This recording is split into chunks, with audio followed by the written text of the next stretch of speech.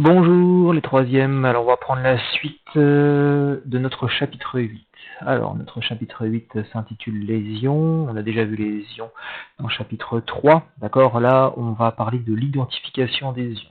Ce que vous devez donc être capable de faire dans ce chapitre, c'est de savoir utiliser en fait ce genre de fiche, d'accord. Une fiche qui vous décrit des tests pour mettre en évidence la présence d'ions dans des solutions, d'accord, et vous devez savoir qu'on met ces ions en évidence en formant ce qu'on appelle, d'accord, ces trucs-là à l'intérieur des tubes qu'on appelle des précipités, ok.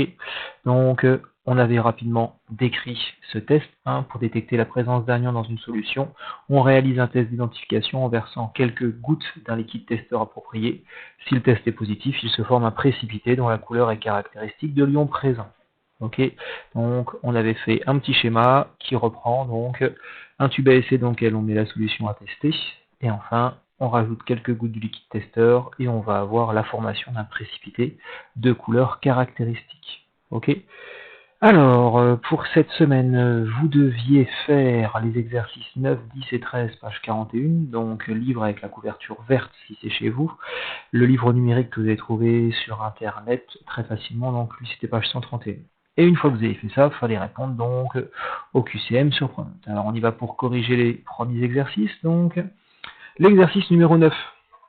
On vous disait, après ajout de quelques gouttes d'un détecteur dans 3 solutions différentes, on observe la formation de précipités colorés. Donc vous avez les tubes 1, 2 et 3.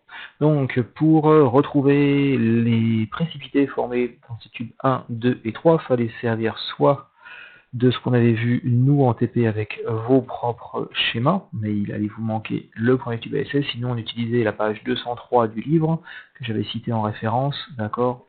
Et donc on identifiait facilement que les précipités obtenus sont vert, bleu et orange rouille. D'après la fiche méthode page 203, le détecteur ou liquide testeur utilisé est l'hydroxyde de sodium. Donc la première réponse était l'hydroxyde de sodium. Ensuite, on vous demandait d'indiquer le nom et la formule des ions mis en évidence dans chaque tube. Donc on précise, dans le tube numéro 1, le précipité est vert. Donc d'après la fiche méthode page 203, le nom des ions mis en évidence sont les ions Fer2, ok, de formule chimique Fe2+. Donc je vous rappelle que on a juste à se référer à cette fiche-là. Dans cette fiche-là, on a ici un précipité vert, et sous le précipité vert, il est écrit l'ion Fer2 avec sa formule, où on utilise le tableau qui est ici. On a la couleur du précipité qui est là. On a un précipité vert. Le détecteur, c'est la soude. La formule de l'ion, c'est Fe2+, et l'ion, c'est l'ion Fer2. Si on continue avec nos autres tubes à essai, le tube numéro 2, le précipité est bleu, donc d'après la fiche 203, il s'agit des ions cuivre 2, et leur formule chimique c'est Cu2+. Et enfin, dans le tube numéro 3, le précipité est orange rouille, donc là aussi, d'après la fiche page 203, ce sont les ions Fer3 qui sont mis en évidence, et leur formule chimique est Fe3+. À la suite, l'exercice numéro 10. Thomas a lu que le jus de raisin contenait des ions fer. Il souhaite savoir s'il s'agit d'ion Fer2 ou d'ion Fer3. Et on demandait de schématiser l'expérience permettant à Thomas de répondre à son interrogation. Donc le schéma est le suivant. D'accord. Un premier tube à essai dans lequel on va introduire le jus de raisin et on va rajouter de l'hydroxyde de sodium qui va nous donner un précipité de couleur caractéristique. Donc, pourquoi l'hydroxyde de sodium? Tout simplement parce que pour tester les ions Fer2 et Fer3, il faut utiliser le liquide testeur hydroxyde de sodium. Pour détecter les ions Fer2, on obtiendra un précipité vert. Pour détecter les ions Fer3, on obtiendra un précipité rouille-orange. D'accord. Donc, toutes ces informations sont toujours dans la fiche méthode. D'accord. Page 203. Vous aviez les ions Fer2, Fer3 qui sont ici. D'accord. Donc, on retrouve leur formule, les ions Fer2, ions Fer3, juste ici. Et le détecteur, c'est la soude hydroxyde de sodium. Donc, pareil, ce n'est pas à apprendre par cœur, vous devez juste savoir utiliser cette feuille. Dernier exercice, l'exercice numéro 13. Cette fois-ci, c'est Abderrahman qui a ajouté quelques gouttes de nitrate d'argent dans le tube numéro 1 et d'hydroxyde de sodium dans le tube numéro 2. C'est la même solution qui est à l'intérieur des deux tubes. D'accord. Quelle conclusion peut-il tirer de chaque test réalisé? Il fallait justifier sa réponse. Alors, dans le tube numéro 1, on remarque qu'il y a un précipité blanc qui a été obtenu en mélangeant les solutions inconnues et le nitrate d'argent. Donc là aussi, on se réfère à notre fiche méthode. Notre fiche méthode est juste ici. Ici, le détecteur, c'est la soude ou l'hydroxyde de sodium, hein, c'est marqué encore ici, soude ou hydroxyde de sodium. Et là, on change de détecteur, on prend le nitrate d'argent. Et le nitrate d'argent, il forme un précipité blanc pour détecter ces ions-là, les ions chlorure, Cl-. Donc là aussi, on n'apprend pas tout ça par cœur, on sait juste l'utiliser et le retrouver. Donc, d'après la page 203, cela veut dire qu'il a identifié la présence d'ion Cl- dans la solution inconnue. Dans le tube numéro 2, cette fois-ci, il a mis de l'hydroxyde de sodium, mais il n'obtient aucun précipité, alors qu'il a mélangé une solution inconnue et de l'hydroxyde de sodium. Le test est donc négatif. Si le test est négatif, ça ne veut pas dire qu'il a raté. Par contre, ça nous donne une grosse indication. D'après la fiche page 203, cela veut dire qu'il n'y a pas d'ion, ni les ions Cu2+, ni les ions Fe2+, ni les ions Fe3+, ni les ions Zn2+, dans la solution inconnue. Donc on a une solution qui contient des ions Cl-. Il y a un autre ion, sûrement, mais c'est ni du Ci2+, ni du Fe2+, ni du Fe3+, ni du Zn2+. Sinon, on aurait eu des précipités de couleur caractéristique, comme on a vu précédemment. Ok, à la suite de ça, une fois que vous aviez fait ces exercices qui vous avaient permis de revoir le cours, vous deviez donc par la suite répondre au QCM, donc le QCM suivant. Allez, on y va. On vous demandait le détecteur ou liquide utilisé, et ben c'était l'hydroxyde de sodium dans l'exercice numéro 9. Ok. Ensuite, dans le tube numéro 1, le précipité est vert, cela veut dire que l'on a mis en évidence les ions. Il fallait trouver quels étaient les ions qu'on avait mis en évidence, c'était les ions Fe2+. Oula, j'ai des redites. Hop. Dans le tube 1, le précipité est vert, cela veut dire que l'on a mis en évidence les ions, c'était les ions Fer2. Dans le tube 2, le précipité est bleu, cela veut dire qu'on a mis en évidence les ions, donc on avait dit que c'était les ions Cu2+, leur formule, et comme c'est toujours le tube numéro 2, les ions Cu2+, c'est les ions cuivre ou cuivre 2. Dans le tube 3, le précipité orange-rouille, lui, c'est pour les ions Fe3+, et donc le nom de ces ions Fe3+, ce sont les ions Fer3. Ensuite, exercice numéro 10, pour tester les ions Fer2 et les ions Fer3, Thomas va utiliser quel liquide testeur? L'hydroxyde de sodium, l'eau de chaude, nitrate d'argent. Donc les ions Fer2 et Fer3, c'est l'hydroxyde de sodium ou soude. S'il y a des ions Fer2 dans le jus de raisin, quelle sera la couleur du précipité obtenu? Il sera vert, d'accord? S'il y a des ions Fer3, le précipité, lui, sera orange-rouille. Ensuite, une question bonus. Voilà, quel est le prénom de Mathieu Jacou? Il faudra que ce soit Mathieu. Enfin, exercice numéro 13. Le nitrate d'argent sert à détecter la présence des ions. Le nitrate d'argent, lui, il sert juste à détecter les ions Cl-. Attention, plusieurs réponses sont attendues. L'hydroxyde de sodium, lui, sert à détecter quels ions? Il sert à détecter les ions Cu2+, Fe3+, Zn2+, et Fe2+. Il n'y a que les ions Cl-, qui on l'a vu précédemment, sont détectés par le nitrate d'argent. On a rajouté du nitrate d'argent dans le tube 1 et on obtient un précipité blanc. Cela veut dire que l'on a mis en évidence la présence des ions. J'ai un problème avec mes Cu2+, et Zn2+, qui se répètent. Et bien là, on a mis en évidence les ions Cl-. Si vous avez coché l'autre, ça comptera juste aussi. Ici, attention, plusieurs réponses sont attendues. On a ajouté de l'hydroxyde de sodium dans le tube 2. On n'obtient aucun précipité. Cela veut dire que la solution testée ne contient pas quels ions. Donc là, elle ne contient pas tout ça. Enfin, un petit bilan, donc vous aviez 4 ou 5 questions, je ne sais plus. D'après le schéma du test suivant, quel est l'ion mis en évidence dans la solution à tester? On a une solution à tester, on rajoute de l'hydroxyde de sodium et on nous dit qu'on obtient un précipité bleu. Le précipité bleu, ce sont les ions Cu2+. Donc là aussi, c'est pas du par cœur, vous vous référez à la fiche page 203, d'accord, ça vous serait donné. Bilan numéro 2, cette fois-ci on met de l'hydroxyde de sodium dans une solution à tester et on obtient un précipité blanc. L'hydroxyde de sodium et précipité blanc, c'est les ions Zn2+. Pareil, solution à tester, testeur ou détecteur hydroxyde de sodium, précipité orange, ce sont les ions Fe3+. Et enfin, toujours avec l'hydroxyde de sodium, la solution à tester, elle nous donne un précipité vert, ce sont les ions Fe2+. Là, on fait attention au dernier, on a changé le liquide testeur, c'est du nitrate d'argent. Le précipité est encore blanc, mais cette fois-ci, comme nitrate d'argent, ce sont des ions Cl-. Voilà. D'accord. Donc, je vous laisserai ce QCM disponible pour vous réentraîner. D'accord. Il ne comptera plus dans votre moyenne quand vous allez le refaire. Là, il a compté pour cette fois-ci. Ok. Bien. On a donc fini ce chapitre 8 sur les ions. Et on va donc passer maintenant à la suite, c'est-à-dire à notre chapitre 9. Je vous laisse donc reprendre votre cahier, d'accord, vous munir du nécessaire pour écrire. On fait une flèche et on va passer au chapitre 9. Alors, on y va. Chapitre 9.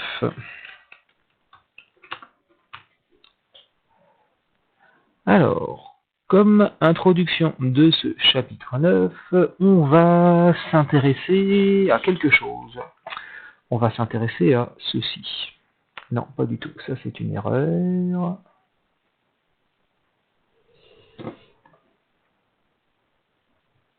Alors, on est reparti. Voilà. On va s'intéresser à ceci. Alors, ça, c'est ce qu'on appelle un chou rouge.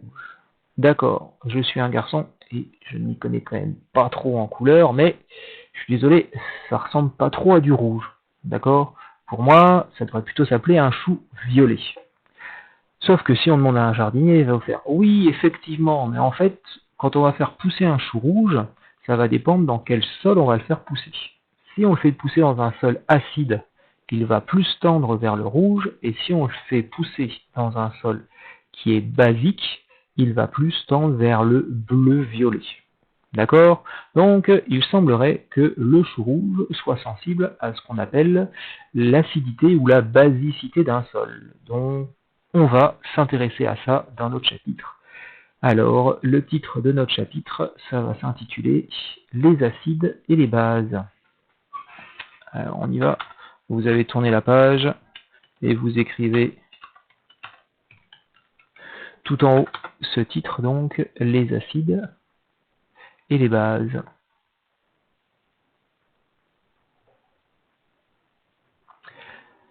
Et ce qu'on va vouloir faire dans le grand 1, eh ben, c'est identifier ce qu'on appelle le caractère acide.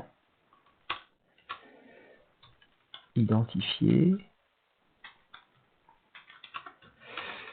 Donc, le caractère acide ou basique. Donc, il semblerait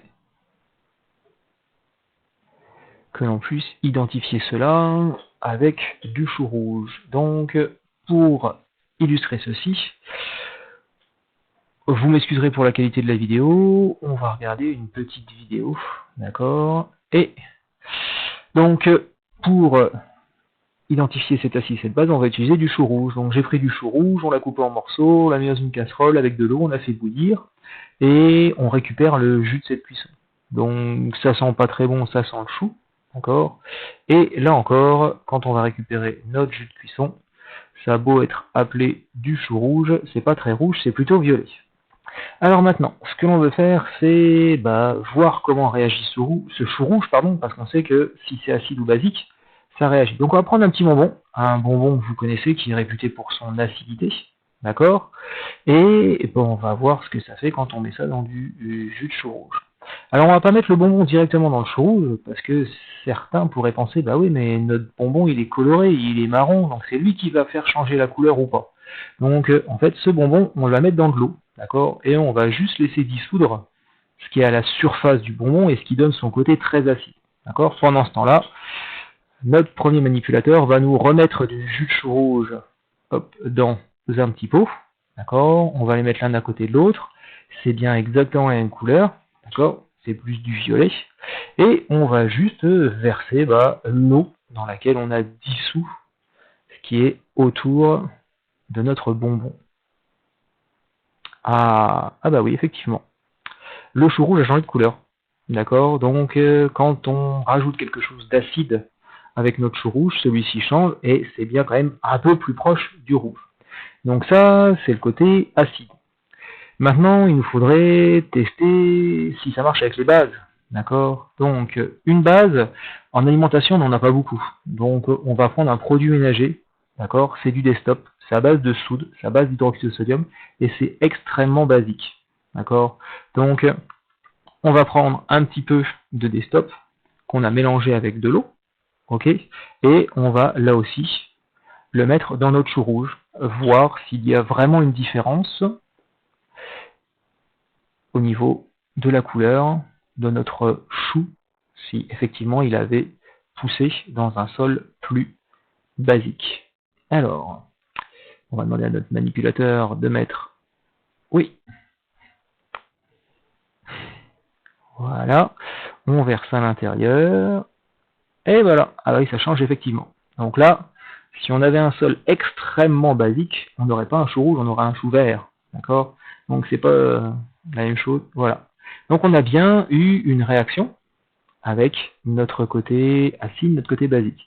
On va prendre maintenant un acide plus costaud. On va prendre de l'acide chlorhydrique. D'accord? Il est extrêmement concentré.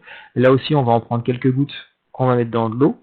Et on va rajouter donc cet acide chlorhydrique dans le chou rouge. Donc on rajoute du chou rouge, du jus de chou rouge, pardon.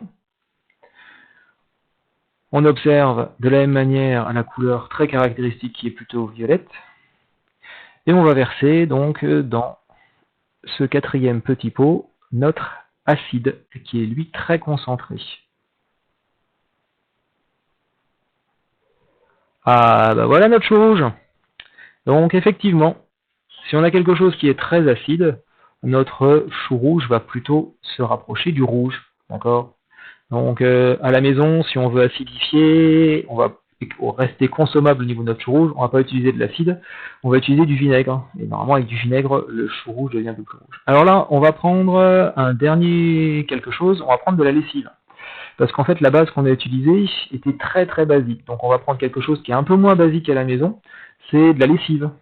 D'accord? Donc on prend de la lessive en poudre, on va la diluer avec de l'eau.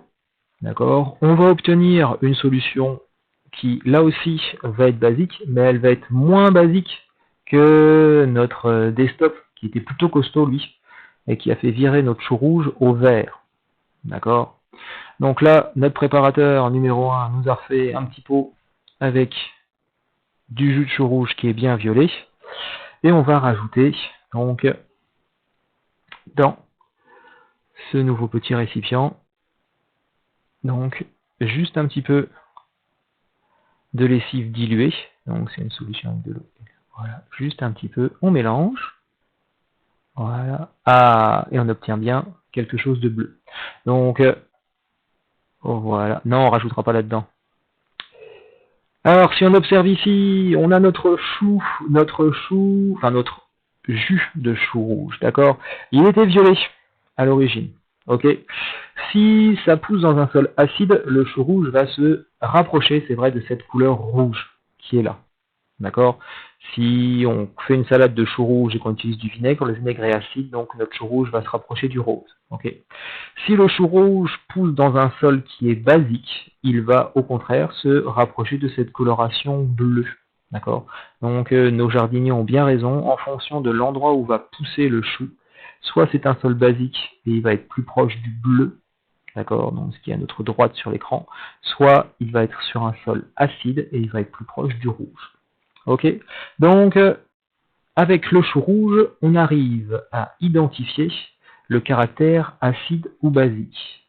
Alors, ceci est regroupé dans une sorte d'échelle, comme ceci. Donc notre chou rouge va varier d'une coloration plutôt bleu pâle violette, d'accord, jusqu'à du rose rouge et de l'autre côté jusqu'à du vert. Ok, donc de ce côté-là, on va le faire comme ça, ça nous a permis, de cette coloration-là, d'identifier les milieux qui étaient plutôt acides. De l'autre côté, je vous ai dit qu'on avait plutôt identifié les milieux basiques. Ok? Donc, avec le chou rouge, à l'extrémité gauche, on identifiait ce qui était acide, et à l'extrémité droite, on va identifier ce qui est basique. Au milieu, il va y avoir une zone où on n'est ni acide ni basique. Cette zone centrale, en fait, ça va être la zone de neutralité. On va appeler ça tout simplement neutre. Ok, on n'est ni acide ni basique, on est parfaitement neutre. Ce côté acide et ce côté basique est mesuré par une grandeur qu'on appelle le pH. D'accord? Cette grandeur pH, elle a été inventée par un ingénieur chimiste qui travaillait chez Carlsberg. Carlsberg, c'est une grosse brasserie belge qui brasse de la bière. D'accord? Et pour fabriquer de la bière, on utilise des levures. Et les levures sont très sensibles à l'acidité ou à la basicité de la solution dans laquelle elles sont. Si c'est trop acide, elles vont toutes mourir, et si c'est trop basique, elles vont aussi toutes mourir. Donc il faut être très très précis au niveau du pH de la bière, sinon les levures, elles vont pas se développer. Donc notre ingénieur qui travaillait chez Carlsberg a inventé une échelle, d'accord, qu'on appelle l'échelle des pH, ok, et cette échelle des pH va aller de 0 à 14. Quand on va avoir un pH très très acide, la valeur du pH va diminuer pour se rapprocher de 0. Quand on va avoir un pH très très basique, notre pH va se rapprocher de la valeur 14. Et quand on va avoir une solution parfaitement neutre, on va avoir un pH exactement égal à 7. Donc voilà comment on fait pour identifier le caractère acide ou basique d'une solution. On va mesurer son pH. Soit son pH est inférieur à 7, et on va avoir ce qu'on appelle une solution à caractère acide, soit la solution a un pH supérieur à 7, et on va avoir une solution caractérisée de basique, soit on va avoir un pH qui est exactement égal à 7, et on va dire que notre solution est neutre. D'accord? Voilà donc la petite mise en évidence de l'acidité et de la basicité. Alors on y va pour noter tout ça. Première chose, à la ligne. Pour identifier le caractère acide ou basique d'une solution,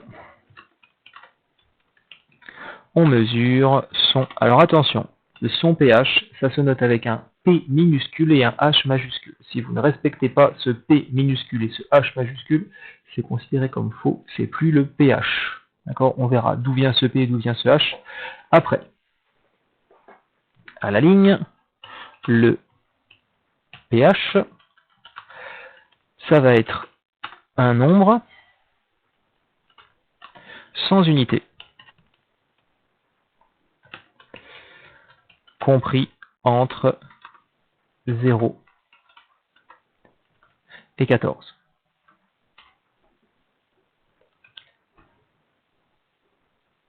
Voilà. Ensuite, une fois qu'on a défini ce pH, il nous sert donc à identifier ce qu'on appelle des solutions acides ou des solutions basiques. Alors on y va. Les solutions, on va le noter en rouge, acide. Les solutions acides ont un pH, attention, et ce pH, il doit être inférieur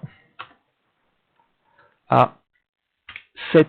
Donc acide, on l'écrit en rouge, et inférieur à 7 aussi, on l'écrit en rouge.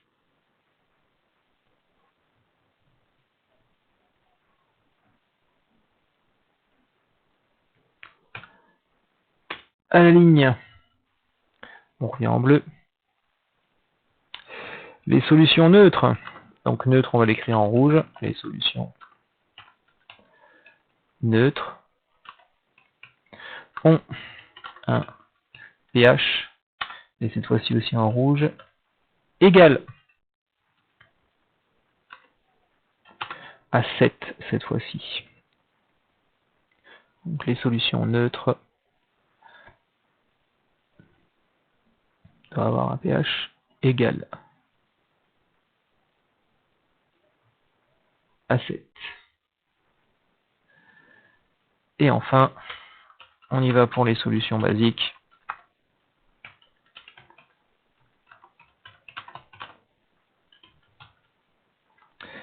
elles ont un pH qui doit être supérieur.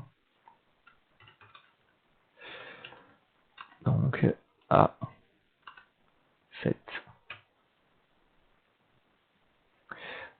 Hop là. Il faut que je mette le point, sinon il va me mettre en rouge, ça va m'énerver. Tac. Et on va agrandir tout ça. Voilà, donc les solutions acides ont un pH inférieur à 7, les solutions neutres ont un pH exactement égal à 7. D'accord. Si c'est un tout petit peu inférieur, 6,9, on est plus neutre, on est acide. D'accord. Et si elles ont un pH un tout petit peu supérieur à 7, donc elles vont être basiques. Basiques en rouge aussi. Voilà. Donc à retenir. Et ça à savoir par cœur. Donc ce qui nous permet de définir ce qu'on appelle l'échelle des pH, donc à la ligne en rouge. L'échelle des pH, donc il n'y a pas de SAPH, vu que c'est une notation, hein, s'étale de 0 à 14. Donc si vous trouvez un pH de 28, c'est pas bon, ça n'existe pas. Ok, enfin du moins pour jusqu'à la fin du lycée. Alors ensuite, cette échelle de pH, quand on va la représenter à l'aide tout simplement d'une flèche. Donc à la suite, je vous laisserai faire une flèche. Attendez que j'ai fait le schéma complet, comme ça vous pourrez le faire tranquillement. Sur cette flèche, on va avoir quelques repères. Donc on va avoir un premier repère juste ici, un deuxième en plein milieu et un dernier à la fin. Ok. Ici, ce repère va correspondre à la valeur 0, celui-ci à la valeur 7 et forcément de l'autre côté à la valeur 14. Donc 7, 14. À la suite, on dessine deux petites accolades, comme ceci. On va préciser en plein milieu, comme ceci. Alors, vous identifiez que de 7, en dessous de 7 à 0, nous allons ici avoir ce qu'on appelle des solutions acides. Ici, au-dessus de 7, on va retrouver ce qu'on appelle les solutions basiques. Et enfin, en plein milieu, on va obtenir à 7 très précisément ce qu'on appelle les solutions neutres. Donc on y va, solution acide, solution basique, et ici, solution neutre. Voici donc ce qu'on appelle l'échelle des pH. Ok, oups, c'était pas là. L'échelle des pH, pardon. Je dis donc l'échelle des pH qui s'étale de 0 à 14 avec de 0 jusqu'à 6,99 si vous voulez les solutions à caractère acide. Ensuite de 7,01 jusqu'à 14 les solutions à caractère basique et pile à 7 ce qu'on appelle les solutions neutres. D'accord ? Vous devez donc maintenant connaître la définition du pH, c'est extrêmement simple. Le pH d'une solution va tout simplement indiquer si elle est acide, si elle est neutre ou si elle est basique. Voilà donc ce que vous devez reconnaître comme définition. On y va à la suite pour écrire tout ça en rouge. Donc, définition.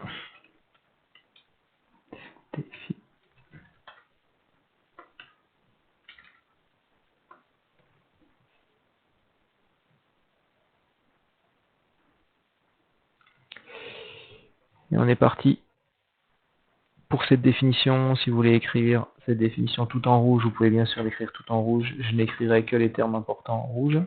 Alors on y va, le pH, P minuscule, H majuscule, d'une solution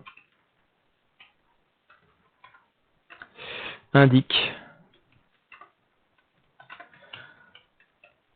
son caractère, donc en rouge, acide, neutre, hop là, neutre aussi en rouge, hein, neutre ou basique. Donc voici la seule définition que vous devez connaître du pH. Vous devez savoir et associer le pH aux solutions acides, neutres ou basiques. Et vous devez donc dire une solution acide à un pH compris entre 0 et on va dire 6,99. Une solution basique au-delà de 7 jusqu'à 14. Et une solution neutre pile à 7. Donc si le pH est pile de 7, c'est qu'on a ce qu'on appelle une solution neutre. Bien, maintenant qu'on a défini ce pH, il va falloir mesurer ce pH. Alors on y va à la suite. C'est l'objet du grand 2 et ça va être la mesure du pH.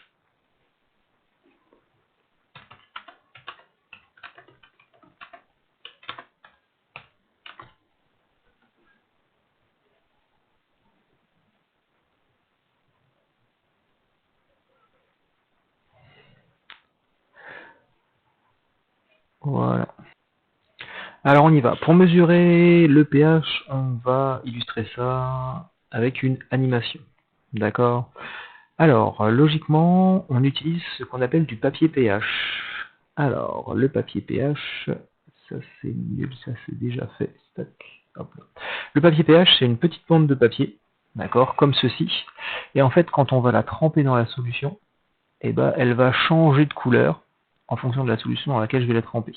Ici, c'est de l'eau, d'accord, et quand je trempe intégralement le papier change de couleur, et j'ai ici ce qu'on appelle un nuancier, avec une échelle de pH qui va bien de 0 jusqu'à 14, ok, et quand je compare la couleur, je remarque que je suis quand même bien ici, d'accord. Donc mon papier prend une couleur qui va m'indiquer la valeur du pH. Ici, la valeur du pH va être de 7. Bien. Si je change de solution, d'accord, mon papier pH change là encore une fois de couleur, mais il ne prend pas la même couleur. D'accord, donc là aussi, je recompare avec le nuancier. Ok, et je remarque que voilà, la valeur, cette fois-ci, elle est de 2 pour ce qu'on appelle mon acide fort. Si je change encore une fois de solution et que je prends un acide faible, pareil, d'accord, ça change de couleur. Et là, je suis plus à 7, d'accord, je suis plus à 2, je suis presque à 4, mais pas vraiment à 5. D'accord, donc je suis dans cette zone-là. Ok. Je peux faire un dernier exemple avec la base forte. Ok, donc la base forte, là aussi, si je trempe le papier à l'intérieur, d'accord, et que je me déplace, je vais trouver, hop, ici on ne voit presque plus, donc un pH de 12. D'accord, donc on utilise ce qu'on appelle ici, et ce qui est représenté par l'animation, c'est du papier pH. Alors, le papier pH, ça ressemble à ça. D'accord. Donc nous, on l'a au laboratoire sous forme d'un petit rouleau qui est dans une boîte. Ok, donc le papier pH, il est juste ici. Il est plutôt de couleur orangée quand on veut avoir une large échelle des pH. Et donc, on a au-dessus de la boîte ce qu'on appelle donc le nuancier. Donc, de la même manière que pour la petite animation, on va couper un petit morceau de papier, on va soit le tremper dans la solution, soit déposer une goutte de la solution à tester. Ensuite, on va comparer sur le nuancier de couleur, quelle est la coloration prise par notre papier pH pour avoir la valeur du pH. Ok, on va donc laisser ça juste sur le côté et on y va pour noter tout ça ensemble. Donc, premièrement, au niveau de la mesure du pH. On y va. Non souligné, c'est parti.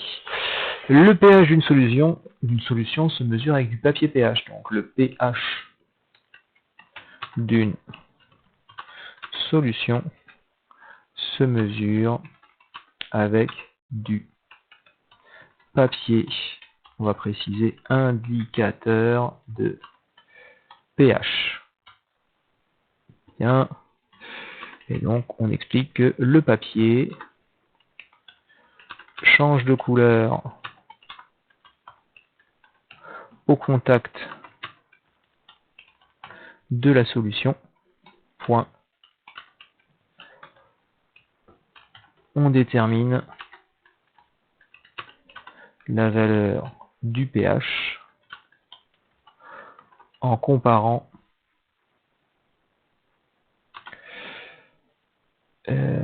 avec le nuancier. Je vais y arriver. Ok.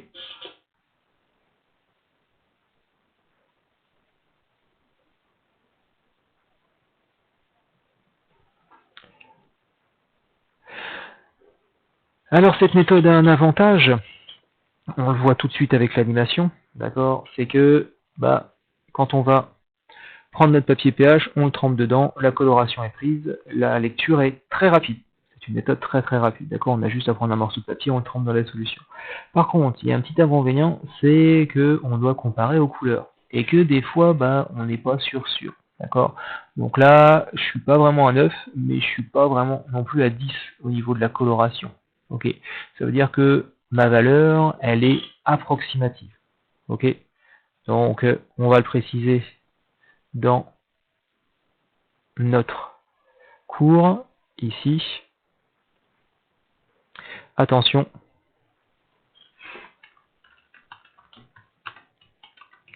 La mesure est rapide, mais imprécise. Ok, vous pouvez dire que vous avez un pH de 6, de 7, d'accord, mais vous ne pouvez pas dire que c'est 6,0 ou que c'est 6,5. Non, vous aurez une grosse imprécision là-dessus. Vous allez donner une valeur approchée de votre pH. Attention, elle est peut-être approchée, mais elle reste quand même suffisamment précise pour être utilisée. Si vous utilisez votre doigt pour connaître le pH d'une solution, vous ne donnerez aucune valeur, alors que le papier, lui, il va vraiment me donner une valeur entre 1 et 14. Donc, la valeur, c'est une mesure, c'est pas une mesure. Voilà, attention, la mesure est rapide mais imprécise, d'accord. On reste imprécis mais pas non plus nul. D'accord. Nous, on est nul pour mesurer le pH, le papier, lui, il est imprécis. Alors, si on veut une méthode un peu plus précise, on peut utiliser autre chose. Et donc, pour utiliser ce autre chose, c'est ce qu'on va appeler un pH mètre. Donc ça, c'est le papier, vous avez vu qu'on n'est pas très précis, on ne sait pas si c'est 9 ou si c'est 10. Donc, si on veut utiliser quelque chose de plus précis, on utilise ce qu'on appelle un pH mètre. Un pH mètre, ça va être tout simplement un appareil qu'on va plonger dans la solution et qui va nous donner la valeur du pH. D'accord. Donc là, il n'y a plus à comparer quoi que ce soit, il nous donne directement la valeur 9,50. Ok. Si je change de solution et que je reprends par exemple mon acide fort, boum, il me donne pH 2, comme on avait identifié avec le papier pH. Si je sors et que je mets l'acide faible, je trouve du 4,5. C'est bien ce qu'on avait tout à l'heure, on avait un pH qui était entre 4 et 5 avec le papier, on n'avait pas vraiment identifié. Là, le pH mètre va nous donner la valeur précise. Donc, on y va pour le deuxième outil de mesure du pH, c'est ce qu'on appelle le pH mètre. On y va à la ligne. On peut aussi mesurer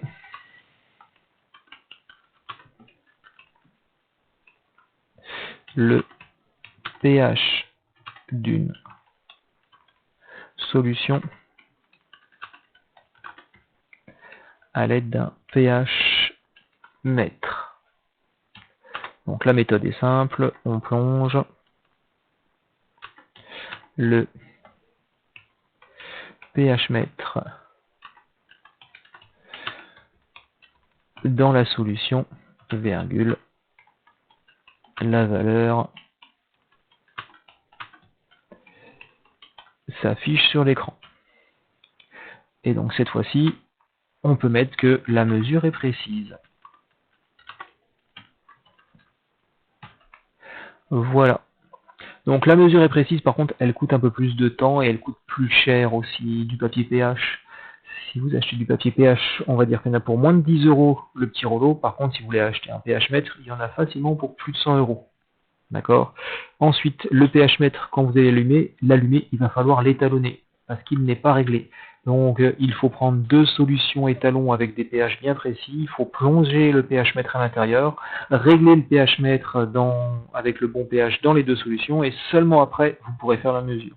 Donc une fois que le pH mètre est allumé et étalonné, certes, les méthodes vont être rapides, vu qu'il n'y aura plus qu'à plonger notre pH mètre dans les différentes solutions, mais il faut quand même déjà le mettre en route. Okay, donc les mesures sont plus précises, mais la mise en route est plus longue et le pH mètre coûte aussi beaucoup plus cher. Voici donc les deux méthodes pour mesurer la valeur du pH, d'accord, et on va juste afficher un petit pH mètre. Hop, voilà donc un petit pH mètre, d'accord, donc c'est ici qu'il va falloir plonger la solution, plonger dans la solution, d'accord, cette petite sonde, et ici il va nous indiquer directement donc la valeur du pH. Alors, ces acides et ces bases ne sont pas sans danger, et c'est ce qu'on va voir maintenant dans le grand 3. Alors à la suite, grand 3, les dangers des acides et des bases.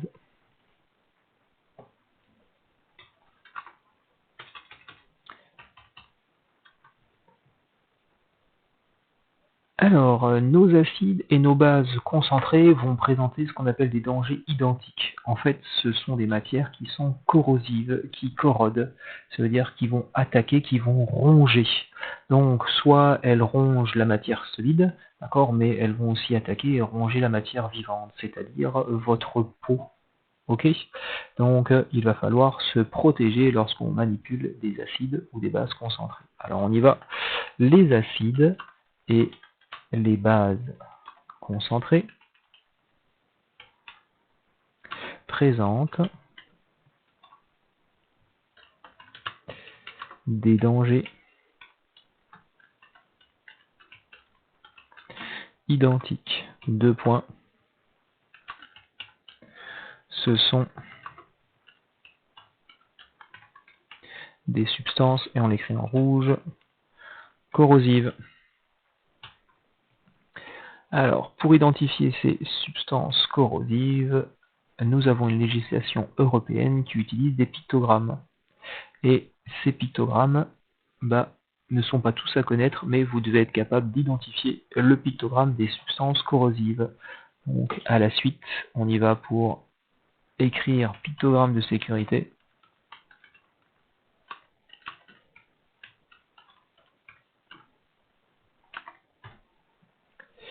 Alors, ces pictogrammes de sécurité, ils vous seront imprimés et ils vous seront donnés quand on se retrouvera en cours. Pour l'instant, vous pouvez les observer page 202 dans votre livre. Ok, je vais aller vous les chercher et placer dans cette page. Alors voici ces pictogrammes. D'accord, vous n'avez pas à connaître leur dénomination, mais vous devez être capable d'identifier surtout celui-ci. D'accord, qui est matière corrosive. Donc c'est le pictogramme qu'on va retrouver sur les bouteilles d'acide et de base concentrées. D'accord, donc ça veut dire que ce sont des matières corrosives. Alors on y va à la suite pour le noter. C'est parti, donc sur les flacons des acides et des bases concentrées, sur les flacons des acides et des bases concentrées. Alors les acides concentrés, virgule, on trouve le pictogramme donc, qui s'appelle matière corrosive. Donc vous devez connaître son nom.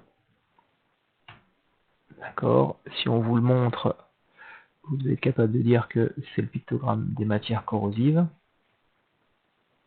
Voilà, je vous le remets juste sur le côté. Donc c'est lui. Les matières corrosives, d'accord, on voit donc un liquide qui tombe soit sur la main, soit sur un objet solide, et qui est en train de le ronger, en train de l'attaquer. Comme ceci est une matière corrosive et qu'on est parfois amené à la manipuler, il y a donc des précautions à prendre. Donc, lorsque l'on manipule un acide ou une base concentrée, virgule, il faut porter. Alors, matière corrosive, c'est-à-dire matière qui ronge. Ok. Donc, comme ça ronge, ça veut dire que ça abîme, ça veut dire que ça fait des trous. Il va donc y avoir des organes à protéger. Ok. Les premiers organes à protéger, qui sont, on va dire, les plus précieux, parce que ceux-là, on n'arrive pas à les réparer très très mal, et ben, ce sont tout simplement vos yeux. Donc, une des premières choses qu'il faut porter lorsqu'on manipule ce genre de choses, ce sont des lunettes. D'accord ? Première sécurité. Ensuite, comme vous allez être amené à le manipuler avec vos mains, bah, faut protéger vos mains. Donc là, il faut avoir des gants. D'accord ? Donc, sur la petite vidéo qu'on a vue ensemble, d'accord, les jeunes manipulateurs avaient des gants, mais si vous observez bien, il y en a un aussi qui avait des lunettes. Donc les deux portaient des lunettes, on n'en a vu qu'un seul, d'accord, mais on a des lunettes de sécurité. Et deuxième chose, bah, comme c'est corrosif et qu'on manipule ça, on va quand même aussi protéger un petit peu ses vêtements. Donc on va porter une blouse. Ok. Vous devez donc, pour les acides et les bases, savoir que quand ils sont concentrés, c'est une matière corrosive. D'accord ? C'est ce petit pictogramme-là. Si on vous dit comment se protéger avec une matière corrosive, on peut vous demander de citer 1, 2 ou 3 objets permettant de vous protéger de ces matières corrosives. On attend les lunettes et les gants. D'accord ? Donc logiquement, il vous en demande 2, et c'est essentiellement les lunettes et les gants que l'on attend dans les sujets de brevet. Si vous pensez en plus à protéger avec une blouse, c'est très bien. D'accord ? Donc vous devez savoir que lorsqu'on manipule un acide ou une base concentrée, il faut porter des lunettes, des gants et une blouse. Ok ? Ce qu'on a vu dans la vidéo au niveau des petites manipulations, un bonbon peut être acide, mais ce n'est pas un acide concentré, donc on ne porte pas des gants ou des lunettes quand on manipule. Pareil pour la lessive, d'accord, bien que la lessive, c'est quand même assez corrosif, d'accord, et que si on en a sur les mains, il faut se laver les mains tout de suite à l'eau. Ok ? Voilà, donc ça c'était pour la mesure du pH.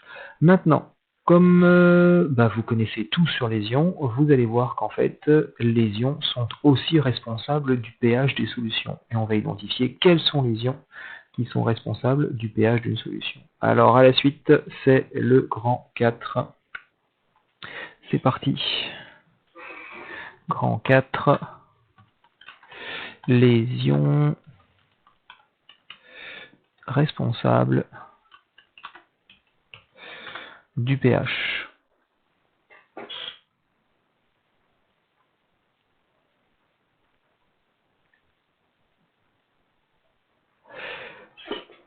Alors, on l'a déjà vu ensemble, les ions sont essentiellement présents dans des solutions aqueuses dans de l'eau. D'accord ? Donc, si on a une solution acide, on a forcément à la base de l'eau dedans. Ok ? Et si cette solution est acide ou basique, elle va contenir certains ions en majorité, ou d'autres si elle est basique. Alors, on y va pour donner toutes ces précisions. Toutes les solutions aqueuses contiennent des molécules d'eau. Ça, il n'y a pas de souci. Mais elles contiennent aussi des ions hydrogène. Laissez de la place, il va falloir que je mette... Alors, est-ce que je peux le faire comme ça déjà ? Oui. Des ions hydrogène qui sont des ions H+. Alors là, il faut que je redescende maintenant. Non, cool.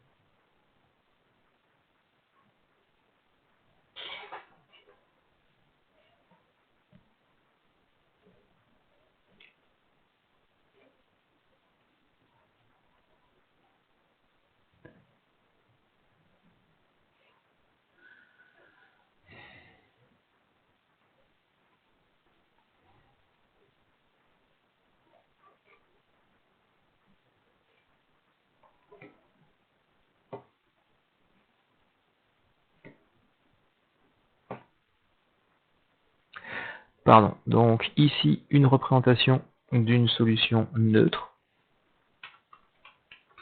D'accord? Elle contient autant d'ions H+, que d'ions HO-. Bien sûr, c'est une représentation, hein. Il y a beaucoup plus d'ions H+, et HO- dans une solution, et ils sont aussi beaucoup plus petits. Ok? On va voir maintenant une solution acide. Voilà, une solution acide contient donc majoritairement, cette fois-ci, des ions H+. Donc, les ions qui sont responsables de l'acidité d'une solution, ce sont les ions H+. Et on va voir maintenant une solution basique. Une solution basique contient donc beaucoup plus d'ions HO- que d'ions H+. Et donc, les ions responsables de la basicité d'une solution, ce sont les ions HO-. Ceux qui sont responsables de l'acidité, ce sont les ions H+. Et quand on en a exactement le même nombre, on est dans ce qu'on appelle une solution neutre. Alors, on va noter tout ça à la suite. Alors, on note donc une solution dont le pH est égal à 7 est dite neutre. Ça, on le rappelle. Elle contient autant d'ions H+, que d'ions HO-. À la ligne, une solution acide à un pH inférieur à 7, elle contient davantage d'ions H+, que d'ions HO-. On en précise pour préciser, 1, 2, 3, pardon. On en profite pour préciser que ce sont les ions H+, qui sont responsables de l'acidité. Et enfin, une solution basique à un pH supérieur à 7, car elle contient davantage d'ions HO- que d'ions H+. Ce sont les ions HO- qui sont responsables de la basicité.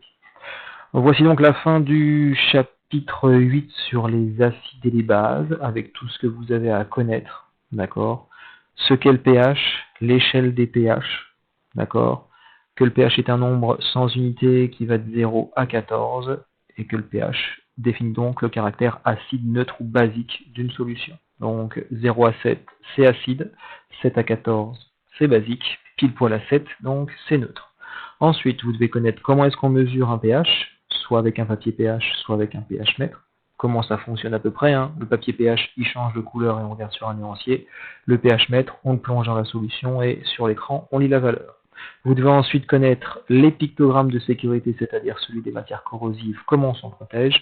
Et enfin, quels sont les deux ions responsables de l'acidité et la basicité, les ions H+, et les ions HO-. Ok? Alors, pour la semaine prochaine, on y va, cahier de texte. Voilà, tac, cahier de texte.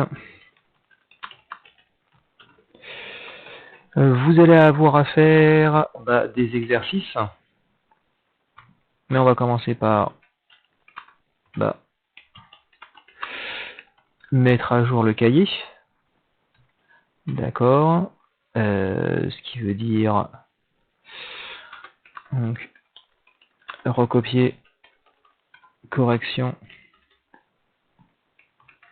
exercice, plus le chapitre 8.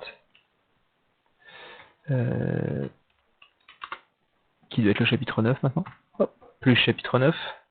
Et ensuite, donc, pour la semaine prochaine, donc, faire les exercices 5, donc page 56. Il doit y avoir le 14, page 57, et le 17, page 58. D'accord?